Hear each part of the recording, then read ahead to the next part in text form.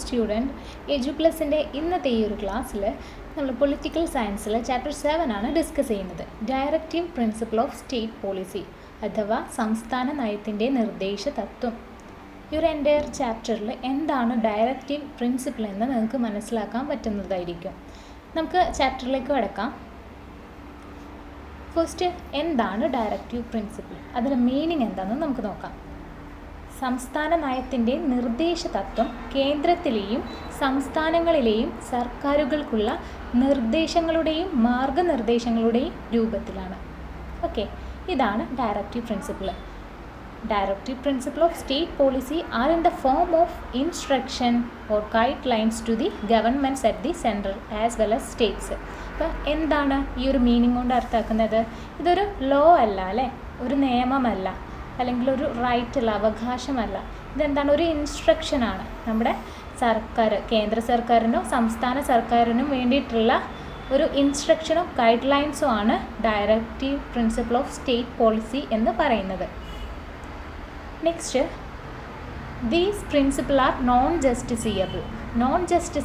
ജസ്റ്റിസിയബിൾ എന്താണ് അപ്പോൾ നമുക്ക് അറിയേണ്ടതായിട്ടുണ്ട്. ജസ്റ്റിസിയബിൾ എന്ന് വെച്ച് കഴിഞ്ഞാൽ നമുക്ക് കിട്ടേണ്ട അവകാശങ്ങൾ ലംഘിച്ചു കഴിഞ്ഞാൽ നമ്മൾ കോർട്ടിനെ, സുപ്രീം കോർട്ട് ഓർ ഹൈക്കോർട്ടിനെ നമ്മൾ സമീപിക്കും അല്ലേ.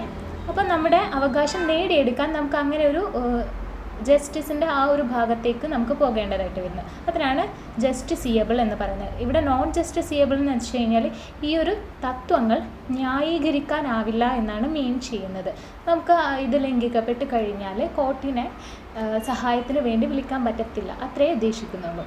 And this is taken in the Irish Republic. ഇത് എവിടെ നിന്നാണ് എടുത്തത്? ഐറിഷ് റിപ്പബ്ലിക്കിൽ നിന്നാണ് directive principle of state policy കടമെടുത്തിരിക്കുന്നത്. ഓക്കെ, നെക്സ്റ്റ് ഒരു പോയിന്റ് പറയേണ്ടത്, they were incorporated in our constitution in order to provide economic justice and to avoid concentration of wealth in the hands of a few people. That is, നമ്മുടെ ഈ ഒരു directive principle main aim എന്ന് വെച്ച് കഴിഞ്ഞാൽ സമൂഹത്തിലെ ഈ നമ്മുടെ ഇന്ത്യയിലെ തന്നെ എല്ലാവർക്കും നല്ല രീതിയിൽ സാമ്പത്തിക ക്ഷമത ഉണ്ടാവണം, എല്ലാവർക്കും സമ്പത്തും സാമൂഹ്യക്ഷേമവും ഈക്വലി ഡിസ്ട്രിബ്യൂട്ട് ചെയ്യണം എന്നാണ് ഇതിൻ്റെ ഒരു അടിസ്ഥാന ഘടകമായിട്ട് പറയുന്നത്. സോ ഇവിടെ എക്കണോമിക് വെൽത്ത് ഉണ്ടല്ലോ, ദാറ്റ് ഈസ് സാമ്പത്തിക നീതി എല്ലാവരിലേക്കും ലഭ്യമാക്കാൻ ഇതിലൂടെ ശ്രമിക്കുന്നുണ്ട്. അതായത് സമ്പത്ത് കുറച്ച് ആളുടെ കൈകളിൽ മാത്രം കേന്ദ്രീകരിക്കുന്നത് ഇത് ഒഴിവാക്കുന്നുണ്ട്. അവ വഴി നമ്മുടെ ഭരണഘടനയിൽ ഈ ഒരു ഡയറക്റ്റീവ് പ്രിൻസിപ്പിൾ ആഡ് ചെയ്തിട്ടുണ്ട്. ഭാഗം 4 കേട്ടോ ഇത് ആഡ് ചെയ്തിട്ടുള്ളത്. ഇനി നമുക്ക് ഇതിൻ്റെ ക്ലാസിഫിക്കേഷൻസ് നോക്കാം. ഡയറക്റ്റീവ് പ്രിൻസിപ്പിളിൻ്റെ 4 ക്ലാസിഫിക്കേഷനാണ് വരുന്നത്. ഒന്ന്, എക്കണോമിക് ആൻഡ് സോഷ്യൽ പ്രിൻസിപ്പിൾ, അതായത് സാമ്പത്തിക സാമൂഹിക മേഖലയിൽ നോക്കേണ്ട തത്വങ്ങൾ. പിന്നെ ഗാന്ധിയൻ പ്രിൻസിപ്പിളാണ്. ഗാന്ധിയൻ നമ്മുടെ മഹാത്മാഗാന്ധിൻ്റെ അവരുടെ ആ ഓരോ ഇതിനെ കോട്സിനെ ഉദാഹരിച്ച് കൊണ്ടുവരുന്നതാണ് ഗാന്ധിയൻ തത്വം എന്ന് പറയുന്നത്. ആൻഡ് തേർഡ് വൺ പറയുന്നത് principle and policies relating to international peace and security, അതായത് അന്താരാഷ്ട്ര സമാധാനവും സുരക്ഷയുമായി ബന്ധപ്പെട്ടിട്ടുള്ള തത്വങ്ങളെയും നയങ്ങളെയും കുറിച്ചിട്ട് നമ്മൾ പറയുന്നുണ്ട്. ഇതൊക്കെ ഈ ഒരു ഡയറക്റ്റീവ് പ്രിൻസിപ്പിളിൻ്റെ അണ്ടറിൽ വരുന്നതാണ് കേട്ടോ. ആൻഡ് ഇതിലൊക്കെ കഴിഞ്ഞ് മിസലേനിയസ് ആയിട്ടുള്ള വൈവിധ്യങ്ങളായിട്ടുള്ള മറ്റു ചില കാര്യങ്ങളും പറയുന്നുണ്ട്. അപ്പോൾ ഇത് ഓരോന്ന് എന്താണെന്ന് നമുക്ക് നോക്കാം. ഫസ്റ്റ് വരുന്നത് എക്കണോമിക് ആൻഡ് സോഷ്യൽ പ്രിൻസിപ്പിളാണ്. ആ ഒരു എക്കണോമിക് ആൻഡ് സോഷ്യൽ പ്രിൻസിപ്പിൾ എന്ന് വെച്ചാൽ സാമ്പത്തിക സാമൂഹ്യ തത്വം. ഇതിൽ കുറച്ച് തത്വങ്ങൾ പറയുന്നുണ്ട്. ഒരു 12ഓളം മെയിനായിട്ട് പോയിൻറ്റ്സ് വരുന്നുണ്ട് തത്വങ്ങൾ. ഇതിൽ നിങ്ങൾ മിനിമം പോയി കഴിഞ്ഞാൽ അല്ലെങ്കിൽ മാക്സിമം ഒരു 8 എണ്ണമെങ്കിലും പഠിക്കാൻ നോക്കാം, അല്ലെങ്കിൽ ഒരു 6 എണ്ണമെങ്കിലും പഠിക്കാൻ നോക്കാം. ഓക്കെ, അതിൽ ഓരോന്നും നിങ്ങൾക്ക് അന്നേരം ഓർമ്മയുള്ളതായിട്ട് എഴുതാം. പെട്ടെന്ന് തന്നെ നിങ്ങൾക്കിത് ഓർമ്മയിലെടുക്കും, മെമ്മറൈസ് ചെയ്യാൻ പറ്റുന്നതാണ് ഈ ഒരു പോയിന്റ്. നിങ്ങളുടെ ഡേ ടു ഡേ ലൈഫുമായിട്ട് കമ്പയർ ചെയ്താൽ മാത്രം മതി. First one, providing adequate means of livelihood for both men and women. അതായത് എന്താണ്? സ്ത്രീക്കും പുരുഷനും മതിയായിട്ടുള്ള ഉപജീവന മാർഗം നൽകുക എന്നാണ് ഇതിലൂടെ ഉദ്ദേശിക്കുന്നത്. And the second thing is 2 reorganising the economic system in a way to avoid concentration of wealth in a few hands. ഇത് നമ്മൾ കുറച്ച് മുൻപേ പറഞ്ഞിട്ടുണ്ട്. ഡയറക്റ്റീവ് പ്രിൻസിപ്പിളിൻ്റെ മെയിൻ എയിം എന്ന് വെച്ച് കഴിഞ്ഞാൽ തന്നെ ഇതാണ്, സാമ്പത്തിക നീതി സമൂഹത്തിലെ എല്ലാവർക്കും ഉറപ്പുവരുത്തുക. അതായത് കുറച്ച് പേരുടെ കൈകളിൽ മാത്രമുള്ള സമ്പത്ത് കോൺസെൻട്രേറ്റ് ചെയ്യാതെ ഇരിക്കുക എന്നാണ് പറയുന്നത്. ആൻഡ് 3 എന്ന് വെച്ച് കഴിഞ്ഞാൽ സ്ത്രീക്കും പുരുഷനും തുല്യ വേതനം ഉറപ്പാക്കുക. അവർ ഈക്വൽ ടൈമാണ് വർക്ക് ചെയ്തതാണെങ്കിൽ തീർച്ചയായിട്ടും 2 പേർക്കും ഈക്വൽ പേയ്മെൻറ്റും ചെയ്യണം. സ്ത്രീ പുരുഷനേക്കാളും താഴ്ന്ന എന്നുള്ള ആ ഒരു കോൺസെപ്റ്റ് മാറ്റണം.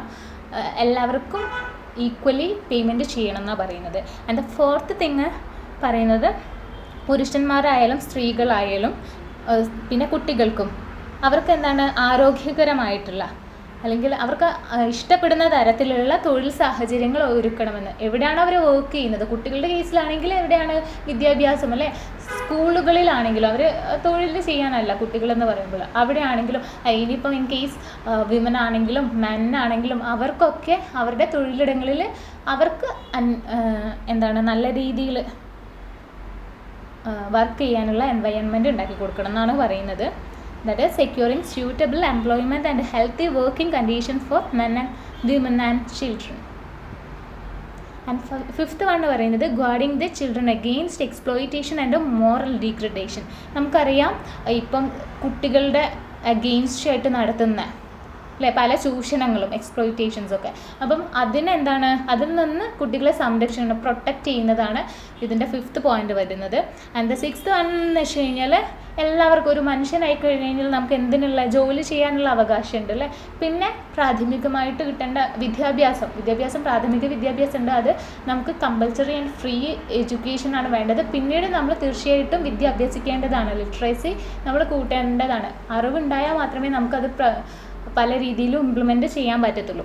സോ ഇതൊരു ജോലി ചെയ്യാനുള്ള അവകാശം, വിദ്യാഭ്യാസം എന്നിവ ഫലപ്രദമായി ഉറപ്പാക്കണം അല്ലേ. ഒരു ഭരണകൂടം എന്തായാലും തീർച്ചയായും അവരുടെ ജനങ്ങളെ നല്ല രീതിയിൽ തന്നെ ഇതൊക്കെ എല്ലാവർക്കും കിട്ടുന്നുണ്ടോയെന്ന് നോക്കേണ്ടത് അത്യാവശ്യമാണ്. പിന്നെ ആണെങ്കിൽ എന്താണ്, തൊഴിലില്ലായ്മ അൺഎംപ്ലോയ്മെൻറ്റ് കൂടുതലായിട്ടും സ്ത്രീകൾക്കായിരിക്കും ഉണ്ടാകുന്നത്.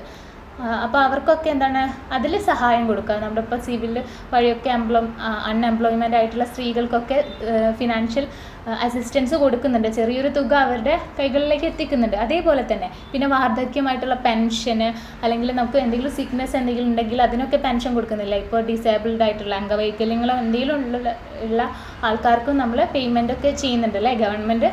അതൊക്കെ അതവരെ പ്രൊമോട്ട് ചെയ്യുക, അവരൊന്ന് ഹെൽപ്പ് ചെയ്യാൻ വേണ്ടിയിട്ടാണ്. അപ്പോൾ ഇതൊക്കെ ഇതിൻ്റെ അണ്ടറിലാണ് കേട്ടോ വരുന്നത്. And making provisions for securing just and humane condition of work and for maternity relief.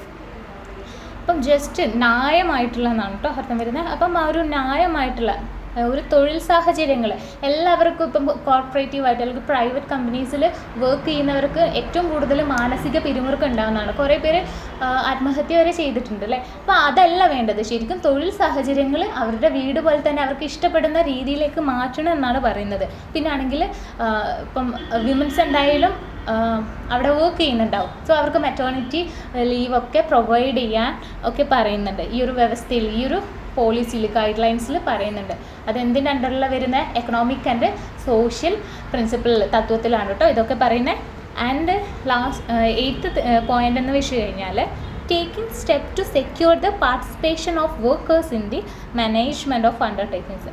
അതായത് തൊഴിലാളികളുടെ പങ്കാളിത്തം ഉറപ്പാക്കാനുള്ള പല നടപടികളും ഈ ഒരു മാനേജ്മെൻറ്റ് ടീം കൈക്കൊള്ളണമെന്നാണ് പറയുന്നത്. 9th വൺ എന്ന് വെച്ച് കഴിഞ്ഞാൽ നമുക്കറിയാലോ വർക്കിംഗ് സെക്ഷൻസ് ആയിട്ടുള്ള ഇപ്പം നമ്മുടെ SC ST ഗ്രൂപ്പ് കാറ്റഗറീസിൽ പെടുന്ന കുറച്ച് വിഭാഗങ്ങളുണ്ട്. അവർക്കൊക്കെ എന്താണ് എക്കണോമിക് ആയിട്ടുള്ളൊരു അവരുടെ എഡ്യൂക്കേഷൻ പ്രൊമോട്ട് ചെയ്യണം. പിന്നെ ഒരു ഫിനാൻഷ്യൽ അസിസ്റ്റൻസ് എല്ലാം കൊടുക്കണം. നമ്മളിപ്പം ഗവൺമെൻറ് എല്ലാ കാര്യത്തിലും അത് ചെയ്യുന്നുണ്ട് അല്ലേ. ഇപ്പോൾ ഇവൻ ഒരു ഗവൺമെൻറ് എക്സാം ആണെങ്കിൽ പോലും പ്രൈവറ്റ് സെക്ടറിലില്ല, എന്നാൽ ഗവൺമെൻറ് എക്സാം ആണെങ്കിൽ പോലും നമ്മളിപ്പം ഈ ഒരു വർക്കിംഗ് സെക്ഷൻസിന് വേണ്ടിയിട്ട് SC ST ഇനി അതർ ബാക്ക്വേർഡ് കാസ്റ്റ് ഒക്കെ ഉണ്ട്. അപ്പോൾ അവർക്കൊക്കെ വേണ്ടിയിട്ട് എന്താണ് ഒരു സീറ്റ് ഇളവ് നൽകുക, അല്ലെങ്കിൽ അവർക്ക് ഇത്ര പേയ്മെൻറ്റ് ചെയ്താൽ മതി എന്നൊക്കെ പറയുന്നുണ്ട് അല്ലേ. അതൊക്കെ അവരെ പ്രൊമോട്ട് ചെയ്യാൻ വേണ്ടിയിട്ടുള്ള പല നടപടികളുമാണ്. ഇതപ്പോൾ അവരെ ഹെൽപ്പ് ചെയ്യുന്നുണ്ട് അല്ലേ. അപ്പോൾ ഇതൊക്കെ ഈ ഒരു തത്വത്തിൻ്റെ ഇതിൽ ബാക്കിയുള്ള അവകാശങ്ങളാണ് കേട്ടോ വരുന്നത്. ഇനി 10ാമത്തെ പോയിന്റ് എന്ന് വെച്ച് കഴിഞ്ഞാൽ securing for all the workers reasonable leisure and cultural opportunities. അതായത് എന്താണ്, നമ്മൾ തൊഴിലെടുക്കുന്ന തൊഴിലിടങ്ങളിൽ നമുക്ക് വിനോദിക്കാനുള്ള, ഈവൻ എന്തെങ്കിലും സെലിബ്രേറ്റ് ചെയ്യാനുള്ള അല്ലെങ്കിൽ പ്രോഗ്രാംസ് കണ്ടക്ട് ചെയ്യാനുള്ള ആ ഒരു അവസരം ഉണ്ടാക്കണം, ഉറപ്പാക്കണം എന്നാണ് പറയുന്നത്. ആൻഡ് 11th വൺ എന്ന് വെച്ച് കഴിഞ്ഞാൽ നമ്മുടെ പൊതുജനാരോഗ്യം അല്ലേ, അത് ബെറ്ററായിട്ടുള്ള കാര്യം തന്നെയാണ്. നമുക്ക് എല്ലാ ജനങ്ങളും നല്ല ആരോഗ്യവാന്മാരായിട്ട് ഇരിക്കണമെന്ന്, അതും അവരുടെ ജീവിത നിലവാരം, ബെറ്റർ ലിവിങ് കണ്ടീഷൻസ് കൊടുക്കണം എന്നുള്ളതും ഉറപ്പ് വരുത്തേണ്ട ഒരു കാര്യമാണെന്നാണ് പറയുന്നത്. ആൻഡ് ദ ലാസ്റ്റ് പോയിന്റ് ഇതിൽ വരുന്നത് 12th one, providing early childhood care and education to all children ആൻഡിൽ they complete this age of 6 years. അതെ, നമ്മുടെ കുട്ടിക്കാലത്ത് എല്ലാ കുട്ടികൾക്കും കൊടുക്കേണ്ട പരിചരണവും അവരുടെ ആ ഒരു എലിമെൻ്ററി എഡ്യൂക്കേഷനും പ്രാഥമിക വിദ്യാഭ്യാസവും അവർക്ക് കൊടുക്കേണ്ടതായിട്ടുണ്ട്. ഈവൻ കുട്ടിക്കാലത്തെ പരിചരണം എന്ന് വെച്ച് കഴിഞ്ഞാൽ അവർക്ക് ന്യൂട്രീഷ്യസ് ആയിട്ടുള്ള ഫുഡ്സും കാര്യങ്ങളൊക്കെ കൊടുക്കുക, പിന്നെ അവരുടെ പ്രൈമറി എലിമെൻ്ററി എഡ്യൂക്കേഷൻ, അതായത് പ്രാഥമിക വിദ്യാഭ്യാസം നല്ല രീതിയിൽ തന്നെ കൊടുക്കുക, എല്ലാവരെയും സ്കൂളിൽ പറഞ്ഞയക്കുക, ആ ഒരു കാര്യങ്ങളൊക്കെ ഉറപ്പ് വരുത്തേണ്ടതാണെന്നാണ് പറയുന്നത് കേട്ടോ. ഇനി നെക്സ്റ്റ് നമ്മുടെ ഡയറക്റ്റീവ് പ്രിൻസിപ്പിളിൻ്റെ 2ാമത്തെ സെക്ഷൻ അല്ലെങ്കിൽ 2ാമത്തെ ക്ലാസിഫിക്കേഷൻ വരുന്നത് ഗാന്ധിയൻ പ്രിൻസിപ്പിളാണ്. ഇതിൽ പറയുന്നത് ഒന്ന് ഗ്രാമപഞ്ചായത്ത് സംഘടിപ്പിക്കാനാണ്, to organise village panchayat. And the second thing എന്ന് വെച്ച് കഴിഞ്ഞാൽ നമ്മുടെ ഗ്രാമപ്രദേശങ്ങളിലൊക്കെ ചെറിയ ചെറിയ കൈത്തൊഴിലുകൾ ഉണ്ടാവുമല്ലോ, ആ ഒരു കുടിൽ വ്യവസായങ്ങളെ പ്രോത്സാഹിപ്പിക്കണം എന്ന് പറയുന്നത്, to promote cottage industries in rural areas. Okay, പിന്നെ നെക്സ്റ്റ് വരുന്നത്, ഇതൊക്കെ ഗാന്ധിയൻ പ്രിൻസിപ്പിൾ എന്ന് വെച്ച് കഴിഞ്ഞാൽ മഹാത്മാഗാന്ധിയുടെ ആദർശങ്ങളെ വെച്ചിട്ട് ആ ഒരു തത്വങ്ങൾ ഉണ്ടാക്കിയെടുത്തതാണ് കേട്ടോ. അപ്പോൾ അതിനനുസരിച്ചാണ് ഇവിടെ പറയുന്നത്, ആരോഗ്യത്തിന് ഹാനികരമായ ലഹരി പാനീയങ്ങളും മയക്കുമരുന്നുകളും നിരോധിക്കണമെന്ന്, to prohibit intoxicating drinks and drugs that are injurious to health. അതായത് നമ്മുടെ ശരീരത്തിന് ആവശ്യമില്ലാത്ത junk foods or drugs even എന്താണെങ്കിൽ പോലും അതിനൊക്കെ പ്രൊഹിബിറ്റ് ചെയ്യണം എന്നാണ് പറയുന്നത്, നിരോധിക്കണമെന്ന്. ആൻഡ് ദ 4th തിങ് ഇതിൽ വരുന്നത്, to preserve and improve the breeds of the cattle and prohibit slaughter of cows and other milk and draught animals. അതായത് എന്താണ്, കന്നുകാലികളല്ലേ അവരെ സംരക്ഷിക്കണം. നമ്മുടെ നാടൻ പശുവിനങ്ങളാണെങ്കിലും ഈവൻ നമ്മളിപ്പം ക്രോസ് ചെയ്തിട്ടുണ്ടാക്കിയതാണെങ്കിൽ പോലും ലൈക്ക് അവരെ കന്നുകാലികളെ സംരക്ഷിക്കാനാണ് പറയുന്നത്. പിന്നെ അവരുടെ മെച്ചപ്പെട്ട ജീവിത രീതിയിലേക്ക് അവരിതാക്കണം. പിന്നെ വരണ്ട ആ ഒരു പശുക്കളുണ്ടല്ലോ, അവരൊക്കെ കൊല്ലുന്നത് നിർത്തണം, കശാപ്പ് ചെയ്യുന്നത് നിർത്തണം എന്നാണ് പറയുന്നത്. ഇനി principle and policies relating to international peace and security. ഇപ്പോൾ ഡയറക്റ്റീവ് പ്രിൻസിപ്പിളിൽ അന്താരാഷ്ട്ര സമാധാനത്തിൻ്റെ സെക്യൂരിറ്റീൻ്റെ ആ ഒരു റിലേഷൻഷിപ്പ് പറയുന്നുണ്ട്. ഇതിലെന്തൊക്കെയാണ് നമ്മൾ നോക്കേണ്ടത്, അതിൻ്റെ തത്വങ്ങൾ എന്തൊക്കെയാണെന്നാണ് പറയുന്നത്. ഒന്ന് വരുന്നത് അന്താരാഷ്ട്ര സമാധാനവും സുരക്ഷയും പ്രോത്സാഹിപ്പിക്കുക അല്ലേ, രാജ്യങ്ങൾ തമ്മിൽ പീസ് ആൻഡ് സെക്യൂർ ആയിരിക്കണം എന്ന് പ്രൊമോട്ട് ചെയ്യുന്നുണ്ട്. ആൻഡ് സെക്കൻഡ് തിങ് എന്ന് വെച്ച് കഴിഞ്ഞാൽ ഒരു റിലേഷൻഷിപ്പ് അല്ലേ, രാജ്യങ്ങൾ തമ്മിൽ ഓണറബിൾ ആയിട്ടുള്ള ഒരു റിലേഷൻഷിപ്പ് മെയിൻറ്റെയിൻ ചെയ്യണമെന്ന് പറയുന്നുണ്ട് രാജ്യങ്ങൾക്കിടയിൽ. പിന്നെ foster respect for international laws and treaty obligations. അതായത് എന്താണ്, നമ്മുടെ അന്താരാഷ്ട്ര നിയമങ്ങളുണ്ടാവുമല്ലോ, അവർ ഉണ്ടാക്കുന്ന ആ നിയമങ്ങളോടും പിന്നെ ഉടമ്പടികളോടും നമ്മൾ ബഹുമാനം വെക്കേണ്ടത് അത്യാവശ്യമാണെന്ന് പറയുന്നുണ്ട്. പിന്നെ last encourage settlements of international disputes by mutual agreement. അതായത് പല അന്താരാഷ്ട്ര തർക്കങ്ങളും ഉണ്ടാവാം, നമ്മളിപ്പം ഇന്ത്യ ആൻഡ് ചൈന എടുത്തു കഴിഞ്ഞ് കഴിഞ്ഞാലും. അപ്പോൾ അവിടെ തർക്കങ്ങളുണ്ടെങ്കിൽ അതൊരു മ്യൂച്വൽ സെറ്റിൽമെൻറ്റ് കൂടെ തന്നെ മ്യൂച്വൽ അഗ്രിമെൻറ്റ് വഴി അതൊന്ന് സെറ്റിൽഡ് ആക്കണം എന്ന് പറയുന്നുണ്ട്. അപ്പോൾ അതിലൂടെയൊക്കെ മാത്രമേ നമുക്ക് ആ ഒരു തർക്കങ്ങൾ പരിഹരിക്കാൻ പറ്റുള്ളൂ. അഗ്രിമെൻ്റ് ഒക്കെ വെക്കാന്ന് വെച്ച് കഴിഞ്ഞാൽ അതൊരു സിഗ്നിഫിക്കൻ്റ് പ്രൂഫാണ് വരുന്നത്. സോ അത് പിന്നീട് നമുക്ക് ആ ഒരു ക്ഷേമത്തിന് വേണ്ടി ബന്ധം നിലനിർത്താൻ വേണ്ടി സഹായിക്കുന്നതാണ്. Okay, and the last one ഈ ഒരു ക്ലാസിഫിക്കേഷനിൽ വരുന്നത് മെസലേനിയസ് അല്ലെങ്കിൽ വിവിധങ്ങൾ എന്നൊക്കെ നമ്മൾ ഇതിനെ പറയും മലയാളത്തിൽ. അതിൽ 4 പോയിൻറ്റ്സ് തന്നെയാണ് വരുന്നുള്ളത്. To secure for all Indians as uniform civil code. അതായത് എന്താണ് യൂണിഫോം സിവിൽ കോഡ് എന്ന് വെച്ച് കഴിഞ്ഞാൽ എല്ലാവരെയും ഒരു ലോൻ്റെ അണ്ടറിലായിട്ട് എല്ലാവർക്കും സെയിം ആയിട്ടുള്ള എല്ലാ പ്രാബല്യങ്ങളും കൊടുക്കുക എന്നുള്ളതാണ്. അതായത് പലരും പല മതങ്ങളിൽ വിശ്വസിക്കുന്നവരൊക്കെയാണ്. പക്ഷെ എല്ലാവരും ഒരു ഇതിൽ മാത്രം വരിക എന്നുള്ള, അതിൻ്റെ അണ്ടറിൽ കഴിയുക എന്നുള്ളതാണ് യൂണിഫോം സിവിൽ കോഡ് കൊണ്ട് ഉദ്ദേശിക്കുന്നത്. ആൻഡ് അതിനെ സെക്യൂർ ചെയ്യുക എന്ന് വെച്ചാൽ പറയുന്നത്. ആൻഡ് സെക്കൻഡ് തിങ് എന്ന് വെച്ച് കഴിഞ്ഞാൽ ടു പ്രൊട്ടക്റ്റ് ഹിസ്റ്റോറിക്കൽ മൊനുമെൻറ്റ്സ് അല്ലേ. നമ്മുടെ സ്മാരകങ്ങളൊക്കെ, ചരിത്ര സ്മാരകങ്ങളൊക്കെ പല ചരിത്ര സ്മാരകങ്ങളും ഉണ്ട് ഇന്ത്യയിൽ. അപ്പോൾ അവയൊക്കെ പ്രൊട്ടക്റ്റ് ചെയ്യുക എന്നാണ് പറയുന്നത്.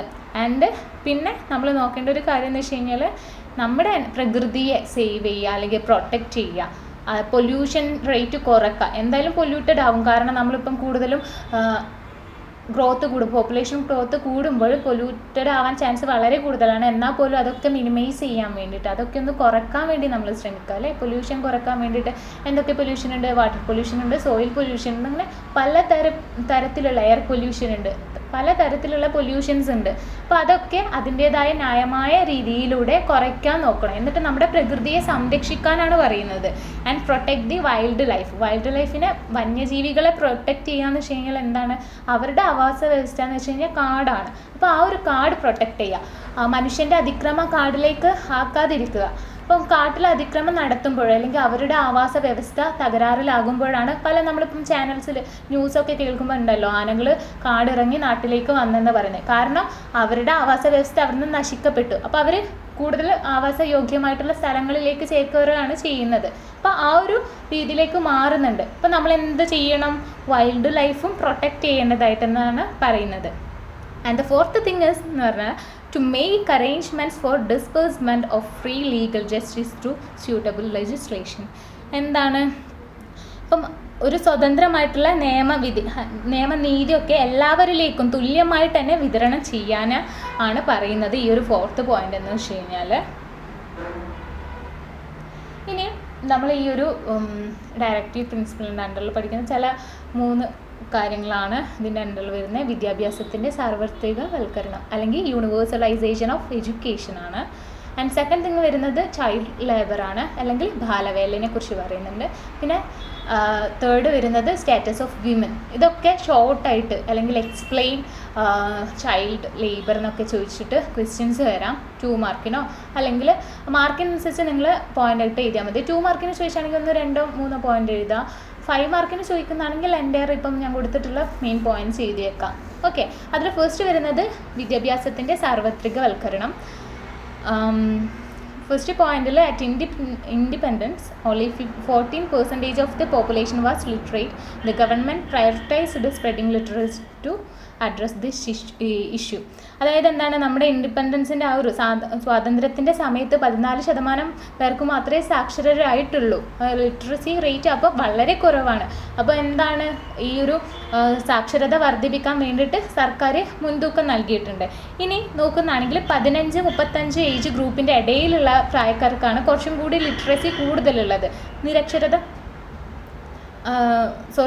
നിരക്ഷരത ആയിട്ടുള്ളവർ ഓക്കെ ഈ ഒരു 15-35 ഇടയിലുള്ളവരാണ്. അപ്പം ഇവരെന്താണ്? സെക്കൻഡ് പോയിൻ്റാണ് കേട്ടോ ഞാനിപ്പം പറയുന്നത്. ഇപ്പോൾ focus on elementary education and reducing primary school drop outs. ഇപ്പോൾ എന്താണ്? എലിമെൻ്ററി എഡ്യൂക്കേഷന് വേണ്ടി, പ്രാഥമിക വിദ്യാഭ്യാസത്തിന് വേണ്ടി, അടിസ്ഥാന വിദ്യാഭ്യാസത്തിന് വേണ്ടിയിട്ട് ഈ ഒരു സർക്കാർ മുൻതൂക്കം നൽകി. അതുകൊണ്ട് തന്നെ പ്രൈമറി സ്കൂളിൽ തന്നെ ഫ്രീ ആൻഡ് കമ്പൽസറി ആയിട്ടുള്ള എല്ലാ കാര്യങ്ങളും ഗവൺമെൻറ് ചെയ്തു കൊടുത്തു. കുട്ടികളുടെ കൊഴിഞ്ഞു പോക്ക് നിർത്തലാക്കി. എല്ലാവർക്കും കമ്പൽസറി ആയിട്ട് എന്തായാലും ഈ ഒരു സ്റ്റാൻഡേർഡ് 14 ഏജ് വരെ ഉള്ളവർക്ക് തീർച്ചയായിട്ടും പഠനം വേണമെന്ന് സർക്കാർ പറഞ്ഞു. അപ്പോൾ നമുക്ക് കുറച്ചും കൂടെ ലിറ്ററസി കൂട്ടാൻ കഴിയും. ആൻഡ് തേർഡ് പോയിൻ്റ് എന്ന് വെച്ച് കഴിഞ്ഞാൽ 1986 ഉണ്ടല്ലോ, അതിൽ ദേശീയ വിദ്യാഭ്യാസ നയത്തിൽ ഈ ഒരു പ്രാഥമിക എലിമെൻ്ററി വിദ്യാഭ്യാസം പ്രചരിപ്പിക്കുന്നതിന് വേണ്ടിയിട്ട് ദേശീയ സാക്ഷരതാ മിഷൻ അല്ലെങ്കിൽ ഓപ്പറേഷൻ ബ്ലാക്ക് ബോർഡ് എന്നിവ ആരംഭിച്ചിട്ടുണ്ട്. അപ്പോൾ ഒരു ക്വസ്റ്റ്യൻ ഇങ്ങനെ പ്രതീക്ഷിക്കാൻ നിങ്ങൾക്ക് ദേശീയ സാക്ഷരതാ മിഷനും ഓപ്പറേഷൻ ബ്ലാക്ക് ബോർഡും നടത്തിയ വർഷം അങ്ങനെ ചോദിക്കാം. അല്ലെങ്കിൽ 1986 ദേശീയ വിദ്യാഭ്യാസ നയത്തിൽ പ്രാഥമിക വിദ്യാഭ്യാസം പ്രചരിപ്പിക്കുന്നതിനായിട്ട് നടത്തിയിട്ടുള്ള സംരംഭം ഇതെന്താണെന്നായിരിക്കും ചോദിക്കുന്നത്. അപ്പോൾ അത് ദേശീയ സാക്ഷരതാ mission or operation black board ആയിരിക്കും. ഓക്കെ, നെക്സ്റ്റ് ഇതിലുള്ള പോയിന്റ് തന്നെയാണ് പിന്നെ നാലാമത്തെ പോയിന്റ് പറയുന്നത് ഡിസ്റ്റൻ്റ് എഡ്യൂക്കേഷൻ പ്രോഗ്രാംസിനെ കുറിച്ചിട്ടാണ്. നമുക്ക് ഡിസ്റ്റൻ്റ് ആയിട്ട് തന്നെ അവിടെ സ്കൂളിൽ പോയി പഠിക്കാതെ തന്നെ നമുക്ക് എന്താണ് സെക്കൻഡറി കോഴ്സ് ആണെങ്കിൽ 10th ആണെങ്കിൽ +2 ആണെങ്കിലും ഇത് നേടിയെടുക്കാം. നമ്മുടെ നാഷണൽ ഇൻസ്റ്റിറ്റ്യൂട്ട് ഓഫ് ഓപ്പൺ സ്കൂളിങ്ങിലാണ് നമ്മൾ പഠിക്കുന്നത്. സോ ഇവിടെ നമ്മൾ എന്താണ് സ്കൂളിൽ നേരിട്ട് പോകാതെ തന്നെ നമുക്ക് നമ്മുടെ വിദ്യാഭ്യാസം നേടിയെടുക്കാൻ പറ്റും. അപ്പോൾ ഇത് സെക്കൻഡറി ഒരു സീനിയർ സെക്കൻഡറി കോഴ്സസ് കംപ്ലീറ്റ് ചെയ്യാൻ വേണ്ടിയിട്ടാണ്, സ്കൂളിങ് ചെയ്യാൻ വേണ്ടിയിട്ടാണ് ഒരു നാഷണൽ സ്കൂൾ ഓപ്പൺ സ്കൂളിംഗ് ഉള്ളത്. ഇനിയിപ്പോൾ നമുക്ക് ഡിഗ്രി ചെയ്യണമെന്നുണ്ടെങ്കിൽ മഹാത്മാഗാന്ധി യൂണിവേഴ്സിറ്റി ഒക്കെ ഈ ഒരു ഡിസ്റ്റൻ്റ് എഡ്യൂക്കേഷൻ്റെ യൂണിവേഴ്സിറ്റീസ് ആയിട്ട് വരുന്നുണ്ട് കേട്ടോ. ഇനി 5th പോയിൻ്റ് എന്ന് പറഞ്ഞത് 2002 86ാമത് ഭേദഗതി നിയമം അനുസരിച്ച് അമെൻമെൻറ്റ് ആക്ട് എന്നാണ് ഭേദഗതി നിയമത്തെ പറയുന്നത്. അപ്പോൾ എന്ത് പറഞ്ഞാൽ 14 വയസ്സ് വരെയുള്ള കുട്ടികൾക്ക് കമ്പൽസറിയും ഫ്രീയും ആയിട്ടുള്ള സൗജന്യവും നിർബന്ധിതവും ആയിട്ടുള്ള വിദ്യാഭ്യാസം കൊടുക്കണമെന്ന് പറഞ്ഞിട്ടുണ്ട്. അത് ആ ഒരു 86th അമെൻമെൻറ്റ് ആക്റ്റിൽ 21A വകുപ്പിലാണ് കേട്ടോ ഇത് ഉൾപ്പെടുത്തിയിട്ടുള്ളത്. കമ്പൽസറി ആൻഡ് ഫ്രീ ആയിട്ടുള്ള എഡ്യൂക്കേഷൻ ആർക്ക് വേണം? കുട്ടികൾക്ക് 14 വയസ്സിന് വരെയുള്ള കുട്ടികൾക്ക് കൊടുക്കണമെന്ന്. ഇനി നെക്സ്റ്റ് വരുന്നത് ചൈൽഡ് ലേബറാണ്, ബാലവേല എന്ന് പറയും. അപ്പോൾ ബാലവേലയിൽ ഫസ്റ്റ് വരുന്ന എന്താണ്? Directive principle provide opportunities and facility for children to develop healthily. അതായത് ശിശുക്കളുടെ കുട്ടികളുടെ ആരോഗ്യ വളർച്ചയ്ക്ക് വേണ്ടിയിട്ടുള്ള അവസരങ്ങളും സൗകര്യങ്ങളും കൊടുക്കണമെന്നാണ് പറയുന്നത്. അപ്പം ബാലവേല കൊണ്ട് ഉദ്ദേശിക്കുന്നത് ഇത് പൂർണ്ണമായിട്ട് അത് തുടച്ച് നീക്കണം. എന്താണ്? അവർക്കെതിരെയുള്ള ഒരു എക്സ്പ്ലോയിറ്റേഷൻ. ഇതിൽ പറയുന്ന ഈ ഒരു ഫണ്ടമെൻ്റൽ റൈറ്റ്സ് തന്നെയാണ് 14 വയസ്സിന് താഴെയുള്ള കുട്ടികളെ എവിടെ ഈ ഒരു ലേബർ ഹസാർഡസ് ഇൻഡസ്ട്രീസിൽ, അതായത് അപകടകരമായിട്ടുള്ള വ്യവസായ ജോലികളിൽ ജോലി ചെയ്യിപ്പിക്കരുതെന്ന് പറയുന്നുണ്ട്. ഇത് നമുക്കുള്ള ഒരു മൗലിക അവകാശം കൂടിയാണ് കേട്ടോ ആ കുട്ടികൾക്കുള്ളത്. അപ്പോൾ അത് ലംഘിച്ച് കഴിഞ്ഞ് കഴിഞ്ഞാൽ അതിന് വേണ്ടിയിട്ടുള്ള ശിക്ഷ അനുഭവിക്കേണ്ടി വരും. പിന്നെ ആണെങ്കിൽ 3ാമത്തെ പോയിന്റ് ഇവിടെ പറഞ്ഞേക്കുന്നതെന്ന് വെച്ച് കഴിഞ്ഞാൽ പല രീതിയിലാണ് കുട്ടികൾ എന്താണ് ഈ ഒരു ചൈൽഡ് ലേബറിന് ഇടയിൽ പെടുന്നത്. ഒന്നാമതെന്ന് വെച്ച് കഴിഞ്ഞാൽ ഇപ്പം ഗുജറാത്ത്, രാജസ്ഥാൻ അവിടെയൊക്കെ നമുക്ക് കാണാൻ പറ്റും. അവിടെ എന്താണ് ഫാമിലീനെ സപ്പോർട്ട് ചെയ്യാൻ, അല്ലെങ്കിൽ ഇവിടെ തന്നെ ആണെങ്കിൽ ഫാമിലീനെ സപ്പോർട്ട് ചെയ്യാൻ ചെറുപ്രായത്തിലെ തന്നെ പണിക്കിറങ്ങിയ ഒരുപാട് പേരുണ്ട്. അതാണ് ഫസ്റ്റ് പോയിന്റിൽ പറയുന്നത്.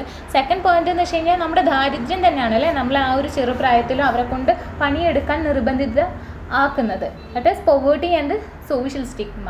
ആൻഡ് 3ാമത്തെ പോയിന്റ് ഇതിലെന്താ വരുന്നത്? Lack of willingness and awareness. അതായത് പല കാര്യങ്ങളും നമുക്ക് മനസ്സിലാക്കാൻ കഴിയാതെയും അല്ലെങ്കിൽ അത് നമ്മളിലേക്ക് എത്തിപ്പെടാതിരിക്കുകയും ചെയ്യുന്നുണ്ട് അല്ലേ? കുട്ടികളിലേക്കാണെങ്കിലും അവരുടെ മുതിർന്നവരുടെ ഇടയിലാണെങ്കിലും ആ ഒരു അഭാവം മൂലം നമുക്ക് പലതും നഷ്ടപ്പെടുന്നുണ്ട്, അല്ലെങ്കിൽ ഈ ഒരു ബാലവേലയിലേക്ക് തള്ളപ്പെടുന്നുണ്ട്. നമുക്കിപ്പം ഒരു എഡ്യൂക്കേഷനുള്ള പീപ്പിളാണെങ്കിൽ നമ്മൾ ചെറിയൊരു വയസ്സിൽ തന്നെ ആണെങ്കിൽ നമുക്കത് നമ്മുടെ റൈറ്റ്സിനെ കുറിച്ച് പറഞ്ഞ് അത് നേടിയെടുക്കാൻ പറ്റും, അല്ലെങ്കിൽ ഇങ്ങനെ ബാലവേല ചെയ്യേണ്ടതായിട്ട് വരും. 4th വൺ എന്ന് വെച്ച് കഴിഞ്ഞാൽ നമുക്ക് ഈ ഒരു കാര്യങ്ങളൊക്കെ മാറ്റണമെങ്കിൽ സർക്കാരിൻ്റെ ശ്രമം മാത്രം പോരാ. കാരണം ഈ ഒരു സമൂഹം കൂടി അത് ഏറ്റെടുത്ത് കഴിഞ്ഞാൽ മാത്രമേ അതും എന്താണ് പ്രാബല്യത്തിലാവുള്ളൂ എന്നാണ് പറയുന്നത്. പിന്നെ 5th പോയിന്റിൽ അബ്ദുൽ കലാമിൻ്റെ ഒരു വിഷനാണ് അല്ലേ, അദ്ദേഹത്തിൻ്റെ ഒരു സ്വപ്നം തന്നെയായിരുന്നു വികസിത ഇന്ത്യ 2020 എന്ന് പറഞ്ഞത്. അപ്പോൾ അതിൽ അദ്ദേഹം എന്താണ് ഉദ്ദേശിക്കുന്നത്? ദാറ്റ് ഈസ് എല്ലാ കുട്ടികളെയും ചൂഷണത്തിൽ നിന്ന് പ്രൊട്ടക്റ്റ് ചെയ്യണമെന്നാണ് അദ്ദേഹം അതിന്ന് അദ്ദേഹത്തിൻ്റെ വലിയൊരു സ്വപ്നമായിട്ട് വരുന്നത്. പിന്നെ എല്ലാ കുട്ടികളും 6th പോയിന്റ് വരുന്നത് എല്ലാ കുട്ടികളും അവരുടെ ആ ഒരു ചൈൽഡ്ഹുഡ് നല്ല രീതിയിൽ, അല്ലെങ്കിൽ ആ ഒരു ചെറുപ്പം നല്ല രീതിയിൽ ആസ്വദിക്കാൻ പറ്റണം, അവർക്ക് വിദ്യാഭ്യാസമൊക്കെ നേടിക്കൊടുക്കണം, അവരുടെ അവകാശങ്ങൾ ലംഘിക്കപ്പെടരുത്. ഇതൊക്കെ ബാലവേലയിലൊക്കെ നിങ്ങൾക്ക് പോയിൻ്റായിട്ട് എഴുതാൻ പറ്റുന്നതായിരിക്കും കേട്ടോ. ഇനി സ്റ്റാറ്റസ് ഓഫ് വിമൻ എന്നാണ് പറയുന്നത്, സ്ത്രീകളുടെ നില. അതിലെന്താണ്? ഫസ്റ്റ് പോയിന്റിൽ മെയിൽ ഡോമിനൻറ്റ് സൊസൈറ്റിയാണ് അല്ലേ. സത്യം പറഞ്ഞു കഴിഞ്ഞാൽ നമ്മൾ പണ്ടത്തെ കാലമൊക്കെ വെച്ച് നോക്കുമ്പോൾ പുരുഷാധിപത്യമാണ് ആ ഒരു സമൂഹത്തിൽ ഉണ്ടായിട്ടുള്ളത്. അപ്പം ആ ഒരു പുരുഷന്മാരുടെ ആധിപത്യം മൂലം സ്ത്രീകൾ അടുക്കളയിൽ കഴിഞ്ഞുകൂടേണ്ടി വരുന്ന ആ ഒരു അവസ്ഥയിലേക്കാണ് പോകുന്നത്. ഇനി 2ാമത്തേന്ന് വെച്ച് കഴിഞ്ഞാൽ സാമൂഹിക വെല്ലുവിളികളാണ്. അതായത് ഇപ്പം മുസ്ലിം സ്ത്രീകളാണെങ്കിൽ അവരിപ്പം പുറമേലേക്ക് പോകുന്നതാണെങ്കിൽ പർദ്ദ കമ്പൽസറിയാണ്, അത് ധരിക്കേണ്ടതായിട്ടുണ്ട്. ഇനിയിപ്പം നമ്മളിപ്പോൾ ഒരു വിവാഹം ചെയ്ത് കൊടുക്കുന്നതാണെങ്കിൽ ഒരു പെൺകുട്ടീനെ അവർക്ക് എന്താ ഡൗറിയിലെ ആ ഒരു സ്ത്രീധനം ഇപ്പം വാങ്ങിക്കുന്നുണ്ട്. ഇപ്പം പല സ്ഥലങ്ങളിൽ ഇല്ലെങ്കിൽ പോലും പക്ഷെ അത് വാങ്ങിക്കുന്നുണ്ട്. ഇതൊക്കെ സ്ത്രീകളുടെ നേരിടുന്ന ഒരു സാമൂഹിക വെല്ലുവിളിയാണ് അല്ലേ. ഒരു എക്സ്ചേഞ്ച് അല്ലേ, അവരെ കൈമാറ്റം ചെയ്യുന്നത്. സ്വന്തം നിൽക്കുന്ന വീട്ടിൽ നിന്ന് കല്യാണം കഴിച്ച് പോവുകയാണ്, എന്നിട്ട് പോലും അവർക്ക് ഇത്രത്തോളം ഡൗറി കൊടുത്തിട്ട് വേണം പറഞ്ഞേക്കാനുള്ള ഒരു കോൺസെപ്റ്റ് അവിടെ നിൽക്കുന്നുണ്ട്. ആൻഡ് തേർഡ് വൺ എന്ന് വെച്ച് കഴിഞ്ഞാൽ ഇന്ത്യയിലെ സ്ത്രീകളുണ്ടല്ലോ, അവരുടെ ജനസംഖ്യയുടെ 48.3% വരുന്നത്. അപ്പോൾ അവരുടെ ക്ഷേമവും ശക്തികൽപ്പനവും ലക്ഷ്യമാക്കി കൂടുതൽ നയങ്ങൾ നടപ്പിലാക്കണമെന്ന് പറയുന്നുണ്ട്. പിന്നെ ആണെങ്കിൽ ഈ ഒരു ഭരണഘടനയിൽ അവർക്കൊരു പരിരക്ഷ കൊടുക്കുന്നുണ്ട് അപ്പോൾ അവരുടെ ഉന്നമനത്തിന് വേണ്ടിയിട്ട്. കാരണം കൂടുതലും സ്ത്രീകൾ ഈ ഒരു സമൂഹത്തിൽ ഉന്നത സ്ഥാനത്തിൽ എത്താൻ വേണ്ടിയിട്ടുള്ള മാർഗരേഖകൾ കൂടുതലും ഇതിൽ പ്രതിപാദിക്കുന്നുണ്ട് കേട്ടോ. പിന്നെ വരുന്നത് നിയമപരമായിട്ടുള്ള സംരക്ഷണമാണ്. നമുക്കറിയാലോ, സ്ത്രീകൾക്ക് ഇപ്പോൾ ഞാൻ നേരത്തെ പറഞ്ഞ കാര്യങ്ങളൊക്കെ ഉണ്ട്. സ്ത്രീകൾക്ക് തുല്യവേതനം, equal payment for equal job. പിന്നെ ആണെങ്കിൽ ആരോഗ്യ പരിരക്ഷ അവർക്ക് കൊടുക്കണം. പിന്നെ പ്രസവ കാലത്തെ ആ ഒരു മെറ്റേണിറ്റി റിലീവ് അതൊക്കെ അവർക്ക് കൊടുക്കേണ്ടതായിട്ട് വരുന്നുണ്ട്. പിന്നെ ലാസ്റ്റ് വരുന്നത് എന്ന് വെച്ച് കഴിഞ്ഞാൽ 73-74 ഭേദഗതി പ്രകാരം എപ്പോഴാണ് 1991 മുതൽ 92 വരെയുള്ള പഞ്ചായത്തിലും മുനിസിപ്പാലിറ്റികളിലും 1/3 സീറ്റെങ്കിലും സ്ത്രീകൾക്ക് സംവരണ സീറ്റായിട്ട് കൊടുക്കണമെന്ന് പറയുന്നുണ്ട്. ഓക്കെ, ഇതൊക്കെ സ്ത്രീ ശാക്തീകരണത്തിന് വേണ്ടിയിട്ട്, സ്ത്രീകൾ സമൂഹത്തിൻ്റെ ഉന്നത നിലയിൽ എത്താൻ വേണ്ടിയിട്ട് പറയുന്നതാണ് കേട്ടോ. ഇപ്പോൾ സ്റ്റാറ്റസ് ഓഫ് വിമൺ എന്ന് വെച്ച് കഴിഞ്ഞാൽ ഇത്തരം പോയിൻ്റാണ് എഴുതേണ്ടത് നിങ്ങൾ ക്വസ്റ്റ്യൻ വന്നു കഴിഞ്ഞാൽ. പിന്നെ ലാസ്റ്റ് വരുന്നത് എന്ന് വെച്ച് കഴിഞ്ഞാൽ എന്താണ്, സംസ്ഥാന നിയമസഭയിലൊക്കെ സ്ത്രീകൾക്ക് സീറ്റുകൾ സംവരണം കൊടുക്കുന്നുണ്ട്. ഓക്കെ, നെക്സ്റ്റ് വരുന്നത് distinction between fundamental rights and directive principle. ഇതൊരു ക്വസ്റ്റ്യനായിട്ട് നിങ്ങൾക്ക് വരാം കേട്ടോ. അതായത് മൗലികാവകാശങ്ങളും നിർദ്ദേശ തത്വവും തമ്മിലുള്ള വ്യത്യാസം എന്നാണ്. മൗലികാവകാശം എന്ന് വെച്ച് കഴിഞ്ഞാൽ എന്താണ്, നമുക്ക് കിട്ടേണ്ടല്ലേ, അത് ലംഘിക്കപ്പെട്ട് കഴിഞ്ഞാൽ നമുക്കതിനെ കോടതിയിൽ പോയിട്ട് അതിന് പരിഹാരം നേടിത്തരാൻ പറ്റും. അപ്പോൾ ഇത്തരമൊക്കെ കാര്യങ്ങളാണ് ഈ ഒരു മൗലിക അവകാശങ്ങളും നിർദ്ദേശ തത്വവും തമ്മിലുള്ള വ്യത്യാസങ്ങളായിട്ട് വരുന്നത്. അപ്പോൾ ഇത് ഓരോന്നും 4 പോയിന്റ്സ് ഉണ്ട്, അതെന്താണെന്ന് മനസ്സിലാക്കിയേക്കാം. ഇപ്പോൾ മൗലിക നാച്ചർ, ഫസ്റ്റ് അതിൻ്റെ സ്വഭാവം നമ്മൾ പറയുന്നതാണെങ്കിൽ ഫണ്ടമെൻ്റൽ റൈറ്റ്സ് എന്ന് പറഞ്ഞു കഴിഞ്ഞാൽ നെഗറ്റീവ് ഇൻ നാച്ചർ. അതായത് എന്താണ്, ആ കുറച്ച് ഗവൺമെൻറ്റിനുണ്ടല്ലോ, ഗവൺമെൻറ്റിനെ ഉദ്ദേശിച്ച് നോക്കുന്നതാണെങ്കിൽ അത് അവർക്ക് കുറച്ച് പവേഴ്സ് മാത്രമേ യൂസ് ചെയ്യാൻ പറ്റത്തുള്ളൂ. അപ്പോൾ അവർ കുറച്ച് നിയമങ്ങൾ കൊണ്ടുവന്നു കഴിഞ്ഞാലും അതൊരാളെ അവകാശങ്ങൾ ലംഘിക്കുന്നതാണെങ്കിൽ തീർച്ചയായിട്ടും അത് എടുത്തു മാറ്റപ്പെടും. അപ്പോൾ അവിടെ എന്താണ്, ഒരു നെഗറ്റീവ് നേച്ചറാണ് വരുന്നത്. ഗവൺമെൻറ്റിന് അവരുടെ നല്ല രീതിയിലുള്ള പ്രവർത്തനത്തെ അത് തടസ്സപ്പെടുത്തുന്നു. ഇനിയിപ്പോൾ ഡയറക്റ്റീവ് പ്രിൻസിപ്പിൾ ആണെങ്കിൽ ഇതിവിടെ പോസിറ്റീവ് ഇൻ നാച്ചറാണ്. കൂടുതലായിട്ടും ഗവൺമെൻറ്റിനെ ഗൈഡ് ചെയ്യാൻ പറ്റുന്നു. എവിടെയെല്ലാണ്, സോഷ്യൽ ആൻഡ് എക്കണോമിക് ഡെമോക്രസിയിൽ. ഓക്കെ, ഇനി സെക്കൻഡ് എന്ന് വന്നു കഴിഞ്ഞാൽ എൻഫോഴ്സിബിലിറ്റി ആണ്.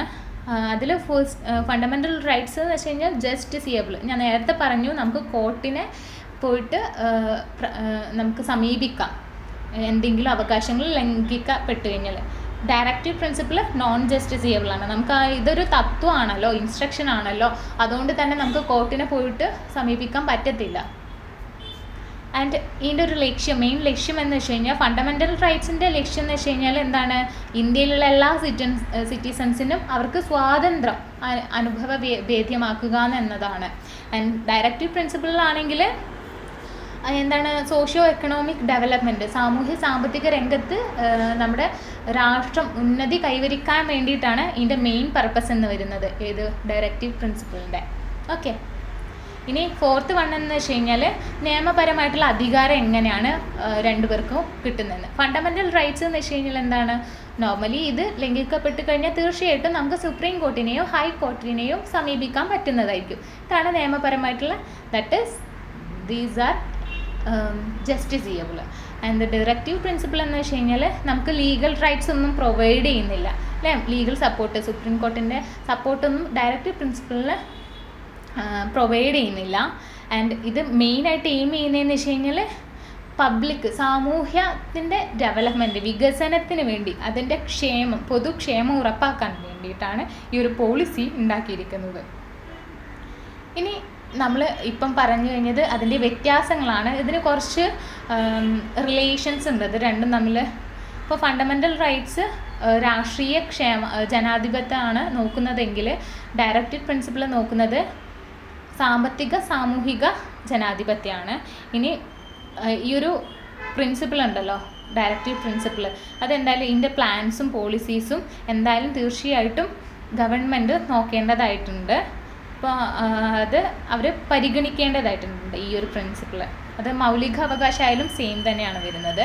ഈ directive principle have no legal enforcement but public opinion act as the ultimate check. അതായത് എന്താണ്, നമ്മുടെ ഡയറക്റ്റീവ് പ്രിൻസിപ്പിളിന് ലീഗലി നമുക്കതിനെ മുന്നോട്ട് പോകാൻ പറ്റത്തില്ല. പക്ഷേ എന്തായാലും ഒരു പൊതുജനാഭിപ്രായം അത് എന്താണ് അൾട്ടിമേറ്റ് ആയിട്ട് ഇതിൽ നിൽക്കുന്നുണ്ട്. പൊതുജനങ്ങളുടെ അഭിപ്രായം മാനിച്ച് നമുക്ക് ഈ ഒരു തത്വത്തിനെ ആവിഷ്കരിക്കാൻ പറ്റുന്നതായിരിക്കും. ആൻഡ് ഇതിൽ വരുന്ന നെക്സ്റ്റ് പോയിന്റ് എന്ന് വെച്ച് കഴിഞ്ഞാൽ ഈ ഒരു പ്രിൻസിപ്പിൾ പാലിക്കാത്ത ഭരണകക്ഷി ഉണ്ടാവുമല്ലോ, അവർക്ക് ഭാവിയിൽ അധികാരം ലഭിക്കുന്നതിൽ ബുദ്ധിമുട്ടുണ്ടാവും എന്നാണ് പറയുന്നത്. Failure to follow these principle may lead to the ruling party lose in future power. And the second thing എന്ന് വെച്ച് കഴിഞ്ഞാൽ ഈ ഒരു ഭരണഘടന അടിസ്ഥാന അവകാശങ്ങളും നിർദ്ദേശ സിദ്ധാന്തങ്ങളും കൂടി സംയോജിപ്പിച്ചിട്ട് ഒരു കോർ വാല്യൂ ഉണ്ടാക്കിയെടുക്കുന്നുണ്ട്. ഓക്കെ, അപ്പോൾ ഇത് രണ്ടും കൂടെ നമുക്ക് എന്താണ് ഒരു മനുഷ്യന് വേണ്ടിയിട്ടുള്ള എല്ലാ കാര്യങ്ങളും നേടിത്തരുന്നുണ്ട്. സോഷ്യലി, എക്കണോമിക്കലി, പൊളിറ്റിക്കലി എല്ലാം തന്നെ ഈ ഒരു ഫണ്ടമെൻ്റൽ റൈറ്റ്സും ഡയറക്റ്റീവ് പ്രിൻസിപ്പിളും നമുക്ക് നേടിത്തരുന്നെന്ന് പറയുന്നു. സോ ഇനി നെക്സ്റ്റ് നമ്മൾ പറയുന്നത് ഫണ്ടമെൻ്റൽ ഡ്യൂട്ടീസിനെ കുറിച്ചിട്ടാണ്. ഫണ്ടമെൻ്റൽ റൈറ്റ്സ് എന്താണെന്ന് വെച്ച് കഴിഞ്ഞാൽ അടിസ്ഥാന അവകാശങ്ങൾ. അതായത് നമുക്കിപ്പോൾ ഒരാൾ എന്തെങ്കിലും ഫേവർ ചെയ്തു, അതായത് നമുക്കിപ്പം കുറച്ച് പണം തന്നു നമുക്ക് അത്യാവശ്യമായിട്ടുള്ള ഘട്ടത്തിൽ, നമ്മൾ ആ ഒരു സിറ്റുവേഷനിലാണെന്ന് അവർ മുൻപേ അറിയാം. അപ്പോൾ അതുകൊണ്ട് സഹായിച്ചു നമ്മളെ, പിന്നെ നമ്മളത് തിരിച്ചു കൊടുത്തു. പക്ഷേ അതേ ഒരു സിറ്റുവേഷൻ അവർക്ക് പിന്നീട് വന്നു. അപ്പോൾ നമുക്കതറിയാം, ഇൻഡയറക്റ്റ് ആയിട്ട് നമുക്ക് മനസ്സിലായി അവർക്ക് അങ്ങനെ ഒരു സിറ്റുവേഷൻ ഉണ്ടെന്ന്, അല്ലേ? പക്ഷെ അന്നേരം എന്താണ്, നമ്മൾ അറിഞ്ഞുകൊണ്ട് തന്നെ അവർക്ക് ആ ഒരു പണം, ആ ഒരു മണി ആ ഒരു ടൈമിലേക്ക് വേണ്ടി കൊടുക്കുക ചെയ്യുന്നത്. അതേപോലെ തന്നെയാണ് ഒരു നാണയത്തിൻ്റെ രണ്ട് വശങ്ങളായിട്ടാണ് നമ്മുടെ ഫണ്ടമെൻ്റൽ റൈറ്റ്സും ഫണ്ടമെൻ്റൽ ഡ്യൂട്ടീസും വരുന്നത്. ഇതേപോലെ ഞാൻ നേരത്തെ പറഞ്ഞ എക്സാമ്പിൾ പോലെ തന്നെ നമുക്ക് നമ്മുടെ രാഷ്ട്രം കുറച്ച് അവകാശങ്ങൾ ഇങ്ങോട്ടേക്ക് തരും. അപ്പം നമ്മൾ എന്ത് തരണം, നമുക്ക് അതിനൊരു കടമ ഉണ്ട് അല്ലേ, കടം വീട്ടാനുണ്ടാവൂലേ. അപ്പോൾ അതാണ് അങ്ങോട്ടേക്ക് നമ്മുടെ രാഷ്ട്രത്തെ പരിപോഷിപ്പിക്കാൻ വേണ്ടി നമ്മൾ ചെയ്തു കൊടുക്കേണ്ട കുറച്ച് കടമകളാണ് ഈ ഒരു ഫണ്ടമെൻ്റൽ ഡ്യൂട്ടീസ് എന്ന് പറയുന്നത്. അപ്പം അതിൽ ഫസ്റ്റ് ഞാനിപ്പം പറഞ്ഞ പോയിന്റ് എന്നാണ് വരുന്നത്, rights and duties are two sides of the same coin, they are interdependent as rights come with corresponding duties and vice versa. Okay, and the second thing എന്ന് വെച്ച് കഴിഞ്ഞാൽ 1950 ഇത് പ്രാബല്യത്തിലായിട്ടില്ല ഈ ഒരു ഇന്ത്യൻ ഭരണഘടനയിൽ.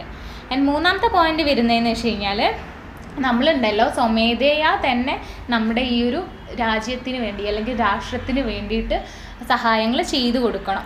ഓക്കെ, അല്ലാതെ ആരെങ്കിലും ആ ഒരു ഫോഴ്സിലോ അല്ല നമ്മുടെ രാഷ്ട്രത്തെ സേവിക്കേണ്ടത്. നമ്മുടെ സ്വമേധയാ തന്നെ നമ്മളതിനെ പ്രൊട്ടക്റ്റ് ചെയ്യണം, അല്ലെങ്കിൽ അതിന് വേണ്ടിയിട്ട് എന്തെങ്കിലും ഡ്യൂട്ടീസ് ചെയ്യണം, കടമകൾ നിർവഹിക്കണം എന്നാണ് പറയുന്നത്.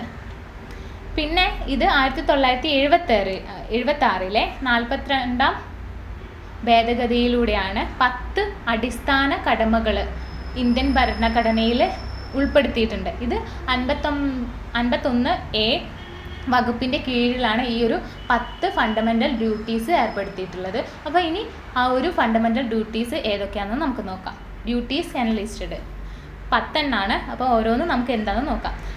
ഫസ്റ്റ് വരുന്നത് നമ്മുടെ നാഷണൽ ഫ്ലാഗിനെ, നാഷണൽ ആന്തത്തിനെ, അതായത് ദേശീയ പതാകയും ദേശീയ ഗാനത്തിനെയും ബഹുമാനിക്കണം എന്നാണ്. രണ്ടാമത്തേന്ന് വെച്ച് കഴിഞ്ഞാൽ ഇതൊക്കെ ഓർത്ത് വെച്ചോളൂ കേട്ടോ, ഇതൊക്കെ നമ്മുടെ കടമകളാണ്, നിറവേറ്റേണ്ടത് അത്യാവശ്യമായിട്ടുള്ള കാര്യമാണ് നമ്മുടെ ഈ ഒരു രാജ്യത്തിന് വേണ്ടിയിട്ട്.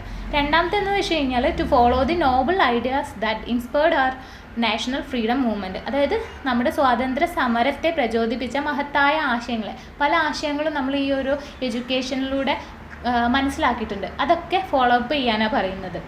മൂന്നാമത്തേന്ന് വെച്ച് കഴിഞ്ഞാൽ നമ്മുടെ ഇന്ത്യക്കൊരു ഇൻറ്റഗ്രിറ്റി ഉണ്ടല്ലേ, അതിനെ പ്രൊട്ടക്റ്റ് ചെയ്യണം, ആ ഒരു ഏകത്വത്തിനെ അഖണ്ഡതയെ സംരക്ഷിക്കണം എന്നാണ് പറയുന്നത്. പിന്നെ ഫോർത്ത് പോയിന്റ് എന്ന് വെച്ച് കഴിഞ്ഞാൽ നമ്മൾ ആ ഒരു നമ്മുടെ രാജ്യത്തിന് വേണ്ടിയ ടൈമിൽ നമ്മൾ രാജ്യത്തെ സംരക്ഷിക്കണം എന്നാണ് പറയുന്നത്. ഇപ്പം പട്ടാളക്കാരൊക്കെ ചെയ്യുന്നത് പോലെ അല്ലേ, രാജ്യത്തിന് വേണ്ടിയിട്ട് ബലിയാടാവുക എന്നല്ല, അവർ സ്വമേധയാ ചെയ്യുന്നതാണ്. അപ്പോൾ എന്താണ്, രാജ്യത്തിന് വേണ്ടിയിട്ട് സ്വയം സമർപ്പിക്കുക എന്ന് വേണമെങ്കിൽ പറയാം. ഓക്കെ. പിന്നെ 5th പോയിന്റ് എന്ന് വെച്ച് കഴിഞ്ഞാൽ to promote harmony and brotherhood among all sections of the people and to respect the dignity of human. അതായത് എല്ലാ ജനവിഭാഗങ്ങളെയും നല്ല രീതിയിൽ പ്രോത്സാഹിപ്പിക്കുക, എന്ത് കാര്യമാണെങ്കിലും, സൗഹാർദ്ദപരമായിട്ടാണെങ്കിലും സൗഹൃദപരമായിട്ടാണെങ്കിലും. പിന്നെ വനിതകളെയും കൂടെ അവരുടെ ഡിഗ്നിറ്റിക്കും കൂടിയിട്ട് ഒരു മാനം നൽകുക എന്നാണ് പറയുന്നത്. ഇനി 6ാമത്തെ ഫണ്ടമെൻ്റൽ ഡ്യൂട്ടി ആയിട്ട് വരുന്നത് എന്ന് വെച്ചാൽ നമുക്ക് ഓരോ പാരമ്പര്യം ഉണ്ട് അല്ലേ. ഇന്ത്യ എന്ന് വെച്ച് കഴിഞ്ഞാൽ പാരമ്പര്യം കൂടുതലുള്ള, അല്ലെങ്കിൽ സംസ്കാരം, നമ്മുടെ പൈതൃകവും സംസ്കാരം എല്ലാം കൂടുതലുള്ള ഒരു രാജ്യമാണ്. അപ്പോൾ അതിനൊക്കെ പ്രൊട്ടക്റ്റ് ചെയ്യണം എന്നാണ് പറയുന്നത്, അല്ലെങ്കിൽ അതിനെ പ്രിസേർവ് ചെയ്യണമെന്ന്. നമ്മുടെ ആ ഒരു കൾച്ചറിനെ നമ്മൾ ഒന്നും കൂടെ സംരക്ഷിക്കണം എന്നൊക്കെയാണ് നമ്മുടെ 6ാമത്തെ ഡ്യൂട്ടി ആയിട്ട് വരുന്നത്. ഇനി 7ാമത്തെ ഡ്യൂട്ടി വരുന്നത് നമ്മുടെ പ്രകൃതിയെ പ്രൊട്ടക്റ്റ് ചെയ്യുക. നമുക്ക് എന്തൊക്കെയുണ്ട് ഇന്ത്യയിൽ തന്നെ, മറ്റുള്ള രാജ്യങ്ങളെ അപേക്ഷിച്ചിട്ട് ഇത് നല്ല കാഴ്ചയിൽ നല്ല രീതിയിൽ നമുക്ക് നല്ല അനുഭൂതി തരുന്ന രാജ്യമാണ് ഇന്ത്യ മുൻപ് കേട്ടോ, ഇപ്പോഴല്ല. അപ്പോൾ അവിടെയുള്ള ഫോറസ്റ്റ്, റിവേഴ്സ്, ലേക്സ്, പിന്നെ ആണെങ്കിൽ വൈൽഡ് ലൈഫൊക്കെ ഉണ്ടാവില്ല, വന്യജീവികളുടെ, അതൊക്കെ പ്രൊട്ടക്റ്റ് ചെയ്യണം എന്നാണ് പറയുന്നത്. പിന്നെ 8ാമത്തേത് വരുന്നത് നമുക്ക് നമ്മളുടേതായ മാനവികതയെ വളർത്തണം, ഹ്യൂമാനിസത്തിനെ അല്ലേ. ഒരു മനുഷ്യനാവുന്നത് മറ്റുള്ളവരോട് സ്നേഹവും കടപ്പാടൊക്കെ ഉണ്ടാകുമ്പോൾ മാത്രമാണ്. അത് എല്ലാവരിലും മാനവികത ഉണർത്തണം എന്നാണ് പറയുന്നത്. എല്ലാവരെയും നല്ല രീതിയിൽ നല്ല കാഴ്ചപ്പാടോടുകൂടെ തന്നെ കാണണം നമ്മൾ. ഇനി 9th ഡ്യൂട്ടി വരുന്നത് നമ്മൾ സമ്പത്ത് സംരക്ഷിക്കണമെന്ന്, അക്രമം പ്രയോഗിക്കാതിരിക്കുകയും ചെയ്യുക. എക്സാമ്പിളായിട്ട് ഞാൻ പറയാം. അതായിട്ട് നമ്മളിപ്പോൾ ഒരു പബ്ലിക് ടോയ്ലറ്റ്, അതൊരു പൊതുസമ്പത്താണ് അല്ലേ, എല്ലാവരും കൂടിയിട്ട് യൂസ് ചെയ്യുന്നത്. ഇപ്പോൾ അവിടെ എന്താണ്, ചിലർ രാത്രി വന്നിട്ടൊക്കെ എന്താണ്, ഇപ്പം മദ്യപാനികളായിട്ടുള്ള ആൾക്കാരൊക്കെ അത് നശിപ്പിക്കാറും അങ്ങനെയൊക്കെ ഉണ്ട്. ഇതിപ്പം ഈ ഒരു ടോയ്ലറ്റ് അല്ല, ഇനിയിപ്പോൾ ഒരു സ്കൂളാണെങ്കിൽ പോലും രാത്രി കാലങ്ങളിൽ വന്നിട്ട്, അതൊക്കെ ഒരു പൊതുസമ്പത്താണ്, അതിനെ നശിപ്പിക്കാതിരിക്കാനാണ് നമ്മുടെ 9ാമത്തെ കടമ നമ്മളെ പഠിപ്പിക്കുന്നത്. ഓക്കെ. പിന്നെ 10ാമത്തെ കടമയാണ് വരുന്നത് to strive for excellence in all spheres of individual and collective activity. അതായത് എല്ലാ പ്രവർത്തന മേഖലകളിലും സ്വയമായിട്ടും ബാക്കിയുള്ളവരെ സപ്പോർട്ടീവായിട്ടും നമ്മൾ നല്ല രീതിയിൽ നമ്മുടെ കഴിവുകൾ നേടിയെടുക്കാൻ ശ്രമിക്കണമെന്ന് ഫണ്ടമെൻ്റൽ ഡ്യൂട്ടീസ് പറയുന്നുണ്ട് കേട്ടോ. അപ്പോൾ ഇത്രയൊക്കെ 10 ഫണ്ടമെൻ്റൽ ഡ്യൂട്ടീസിനെ കുറിച്ചിട്ടാണ് ഇപ്പം പറഞ്ഞിരിക്കുന്നത്. അപ്പോൾ ഇതിൽ നിങ്ങളോട് കുറച്ച് എന്തെങ്കിലും 4 ഫണ്ടമെൻ്റൽ ഡ്യൂട്ടീസിനെ കുറിച്ചിട്ട് എഴുതാനൊക്കെ ക്വസ്റ്റ്യൻസ് വരും. പിന്നെ ലാസ്റ്റായിട്ട് വരുന്നത് ഈ ഒരു പുതിയൊരു ചേർക്കൽ അതിൽ വന്നിട്ടുണ്ട്, പുതുതായിട്ടൊരു കാര്യം അത് ഇൻക്ലൂഡ് ചെയ്തിട്ടുണ്ട്. 51A തന്നെ ക്ലോസ് കെ എന്ന് പറഞ്ഞിട്ടുള്ള ഒരു കാര്യമാണ്. ആ ഒരു ക്ലോസ് കെ പറയുന്നതെന്ന് വെച്ച് കഴിഞ്ഞാൽ എന്താണ്, 6 വയസ്സിന് മുകളിൽ മുതൽ 14 വയസ്സിന് അണ്ടറിൽ വരെയുള്ള കുട്ടികളുണ്ടാവല്ലോ, അവർക്ക് തീർച്ചയായിട്ടും മാതാപിതാക്കൾ അല്ലെങ്കിൽ അവരുടെ ഗാർഡിയൻ ആരും ആയാലും അവർക്ക് വിദ്യാഭ്യാസത്തിനുള്ള അവസരം സൃഷ്ടിക്കണം എന്നാണ് പറയുന്നത്. അപ്പോൾ ഇത്തരത്തിൽ കാര്യങ്ങളാണ് ഇന്നത്തെ ഈ ഒരു ക്ലാസ്സിലുള്ളത്. നമ്മളിപ്പം അന്നേരം പഠിച്ചിട്ടുള്ളതെന്ന് വെച്ച് കഴിഞ്ഞാൽ ഫസ്റ്റ് ഡയറക്റ്റീവ് പ്രിൻസിപ്പിൾ എന്താണെന്ന് പറഞ്ഞു, അതിൻ്റെ സ്റ്റേറ്റ് പോളിസി, അത് 4 ക്ലാസിഫിക്കേഷൻ ഉണ്ട്. Economic and social principle and Gandhian principle. 3rd one വരുന്നിട്ട് principle and policies relating to international peace and securities. Last one miscellaneous. അപ്പോൾ ഇത്രയൊക്കെയാണ് ക്ലാസിഫിക്കേഷൻ. അത് ഓരോന്ന് എന്താണെന്ന് ഞാൻ ക്ലാരിഫൈ ചെയ്ത് തന്നിട്ടുണ്ട്. ഇനിയിപ്പോൾ നെക്സ്റ്റ് വരുന്നതെന്ന് വെച്ച് കഴിഞ്ഞാൽ എന്താണ്, 3 കാര്യങ്ങളാണ് ഇതിൻ്റെ അണ്ടറിൽ നമ്മൾ എക്സ്ട്രാ പറയുന്നത്. Child labour, status of women and universalisation of education. അപ്പോൾ ഇത് 3 എന്താണെന്നൊന്ന് മനസ്സിലാക്കി വെക്കേണ്ടതാണ്. പിന്നെ നമ്മൾ റിലേഷനും അതിൻ്റെ സാമ്യവും വ്യത്യാസവും പഠിച്ചു. ഫണ്ടമെൻ്റൽ റൈറ്റ്സും ഡയറക്റ്റീവ് പ്രിൻസിപ്പിളും തമ്മിലുള്ള സാമ്യവും വ്യത്യാസവും പഠിച്ചു. എന്തായാലും വ്യത്യാസമെങ്കിലും നിങ്ങളൊന്ന് നന്നായിട്ട് പഠിക്കേണ്ടത് അത്യാവശ്യമാണ് കേട്ടോ. പിന്നെ ലാസ്റ്റ് വരുന്നത് ഫണ്ടമെൻ്റൽ ഡ്യൂട്ടീസിനെ കുറിച്ചിട്ടാണ്. 10 ഫണ്ടമെൻ്റൽ ഡ്യൂട്ടീസ് ഉണ്ട്. അത് ഓരോന്നും എന്താണെന്ന് ഞാനിപ്പം പറഞ്ഞു കഴിഞ്ഞിട്ടുണ്ട്. അപ്പോൾ അതെന്തായാലും ഓർമ്മയിൽ വെക്കുക. നമുക്ക് നമ്മുടെ രാജ്യത്തോട് ചെയ്യേണ്ട കടമകളാണത്. അപ്പോൾ എന്ത് ചെയ്യുന്നതാണെങ്കിലും ഇതൊക്കെ നമ്മൾ എന്തെങ്കിലും അശ്രദ്ധ മൂലം അത് ലംഘിക്കുന്നതാണെങ്കിൽ തീർച്ചയായിട്ടും ഒന്ന് മെമ്മറൈസ് ചെയ്ത് വെച്ച് കഴിഞ്ഞാൽ തന്നെ നമുക്ക് നമ്മുടെ രാജ്യത്തോടുള്ള ആ ഒരു കടമ നിറവേറ്റാൻ കഴിയുന്നതായിരിക്കും കേട്ടോ. അപ്പോൾ ഇന്നത്തെ ക്ലാസ്സിൽ ഇത്രയൊക്കെയാണ് ചർച്ച ചെയ്തത്. And thank you. ഈ ക്ലാസ് വൈൻഡപ്പ് ചെയ്യാം കേട്ടോ.